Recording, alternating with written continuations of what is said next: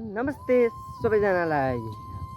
आजको न्यू ब्लगमा तपाईहरुलाई सम्पूर्ण सबैजनालाई स्वागत गर्न चाहन्छु। भिडियो क्लिक गरेर हेर्नुहुने जतिलाई अनि देख्न सक्नुहुनेछ आज म यता डाँडातिर यसो घुम्न निस्किएको छु। अनि अहिले यो भुजीमा चाहिँ एकदम कुहिरो लागिरहेछ। वारिपारि पुरै देख्न सक्नुहुनेछ तपाईहरुले पनि वारिपारि पुरै कुहिरो लागिरहेछ भने यता पहिरो गएको छ अस्ति भनेको थिएँ अरू ब्लगमा नि तपाईहरुलाई। अनि अहिले अनि गाडी यो जेन्जी आन्दोलनपछि गाडी आएको छैन, त्यही भएर बाटो पनि पुरा क्लियर छ एकदम अहिलेको हालमा। बाइक हिँड्छ कोही बेला, यतैतिरको गाडीहरू अलिअलि हिँड्ने हो त्यति हो यहाँतिर। अनि अहिले यो पुरै हरियाली पाखा पोखरा भएको छ भने अहिले पुरै कुहिरोले गाउँ पुरै ढाकिरहेको छ भने यता उँधोतिर अलिअलि खुल्ला रहेको छ। अनि अहिले म यहाँ डाँडातिर हिँड्दैछु घुम्न।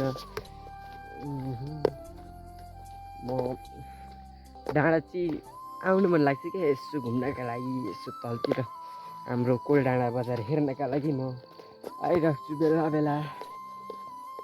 अनि तल यहाँ माथि जानेछु म यता यो जङ्गलतिर अलिअलि फुल फुलेर चाहिँ देख्न सक्ने हुनेछ तपाईहरुले पनि हैन।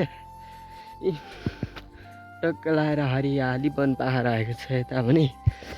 यता बाँस देख्न सक्नुहुनेछ। यो बाँसको अब विभिन्न सामग्री बनाउन मिल्छ, तर यहाँतिर बनाउँदैन। यसको मैले देख्न चाहिँ धेरै देखाएको छु। यसको ग्लास चिया खाने ग्लासहरू अब ठुल्ठुलो रेस्टुरेन्टतिर भात पस्किने अनि सम्म बनाउन मिल्दो रहेछ यसको हैन।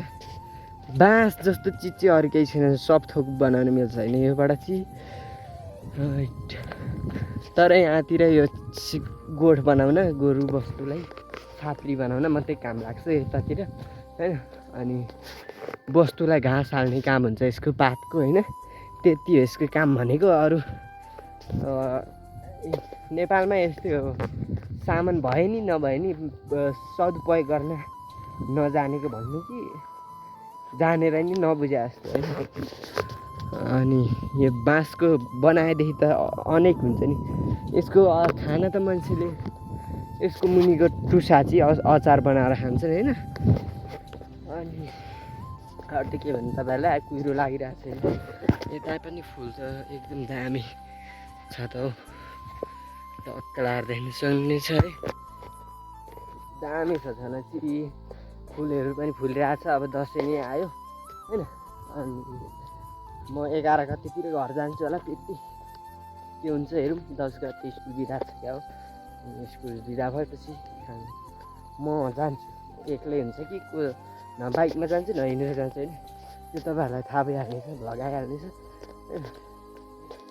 टक्क लाएर यो हो यस्तै बाँसको अचार चाहिँ खान मिल्छ, तर यो चाहिँ ठुलो भयो टुसाको हुनुपर्छ होइन। अनि यता डाँडातिर जाउँ कि आज यता जाउँ, यता अस्ति नै गएको यता जाउँ आज। यहाँ चाहिँ हस्पिटल रहेको छ यहाँ माथि नै।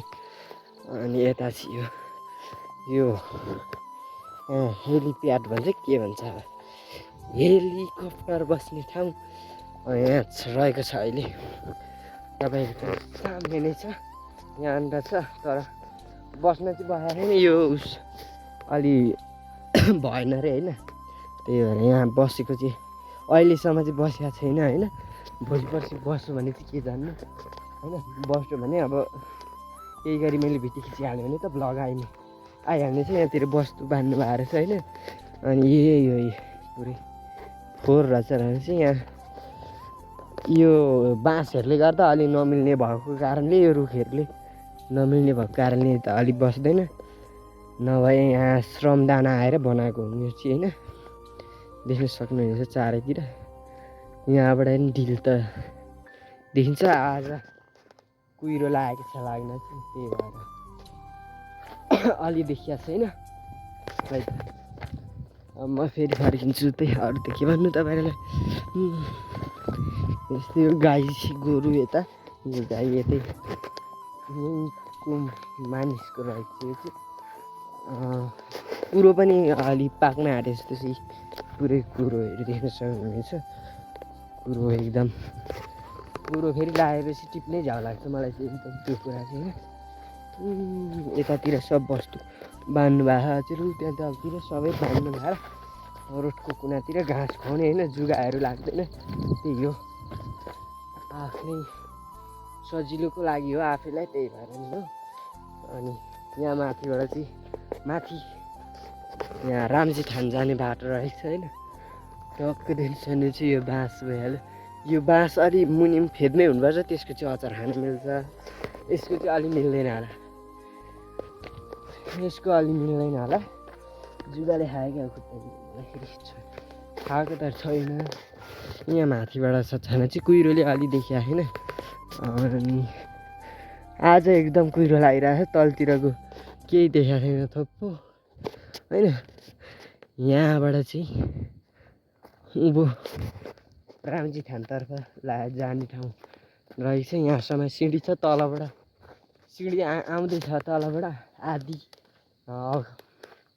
छ छन त तल पनि आधी चाहिँ भएको छैन यताबाट खै के हो कि आधी भइसकेको छ भने आधी भएको चाहिँ सिँढी यही हो देख्न सक्नुहुन्छ। यो अब माथि एउटा टावर छ होइन माथि योभन्दा माथि कुहिरो लागेको छ त्यही भएर देखेको छैन नभए देखिन्थ्यो होइन।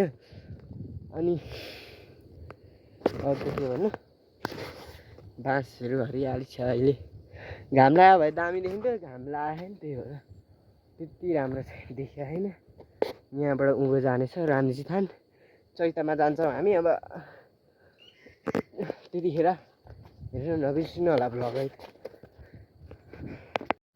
देख्न सक्नुहुनेछ तपाईँहरूले अहिले चाहिँ यतातिर अलिअलि खोलिँदैछ पारीतिर पनि देख्न सक्नुहुन्छ यता उँधोतिर खोलिसक्यो होइन अलिअलि कुहिरो हट्दैछ अब चाहिँ होइन। अनि टक्क लाएर यता नि खोलिसक्यो उँभो नि यता खोला देख्न सक्नुहुन्छ लिखु खोला यता रहेको छ होइन अलिअलि खोलिरहेको छ के हुन्छ होइन। एकछिन बसौँ खोलिहाल्यो भने तपाईँहरूलाई देखाइदिइहाल्नेछु होइन देख्न सक्नुहुनेछ। अब चाहिँ म धेरै बसिसकेँ यतातिर अब के बसिराख्नु होइन। अब आजको भिडियो कस्तो लाग्यो कमेन्ट गर्नु होला तपाईँहरूलाई। अनि च्यानलमा नयाँ हुनुहुन्छ भने सब्सक्राइब गरेर बेल नोटिफिकेसन अलमा राख्न नबिर्सनु होला होइन। सधैँ भन्ने गर्छु अब चाहिँ नभन्नु पर्ला जस्तो छ सब्सक्राइबै गर्नु हुँदैन तपाईँहरू भिडियो मात्रै हेर्नुहुन्छ होइन। यस्तो सपोर्ट गरिदिनु हामी जस्ता साना युट्युबरलाई होइन सानैबाट ठुलो हुने हो सिक्दै जान्दै होइन त्यसरी नै हो। अनि काहीँ मेरो कमी कमजोरी छ भने नि त्यो त मलाई कमेन्टमा गएर बताइदिनु होला त्यो सुधार्ने कोसिस गर्नेछु म जति सक्दो होइन। अनि अब छिटै नै अर्को गेमिङ च्यानल रहेको छ मेरो त्यसमा प्र्याङ्क भिडियोहरू हाल्ने कोसिस गर्नेछु होइन। भन्दै आजको भिडियोबाट बिदा लिने टाइम आइसकेको छ। यतिन्जेल भिडियो हेरेर बसिदिनु हुने सम्पूर्ण दर्शकबिनहरूलाई धन्यवाद दिँदै आजको भिडियोबाट बिदा लिन चाहन्छु। हस्त नमस्ते जय नेपाल।